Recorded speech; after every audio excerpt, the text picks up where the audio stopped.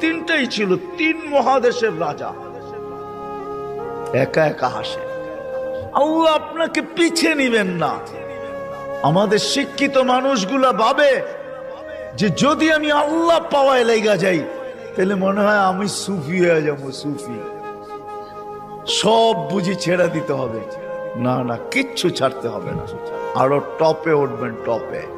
এখন আর কতটুকু টপে, তখন আরো টপে উঠবেন। আল্লাহ দেখাইছেন দুনিয়ার ভিতরে সবচেয়ে টপ হইল 10 টপ, এর উপরে কেউ টপে নাই।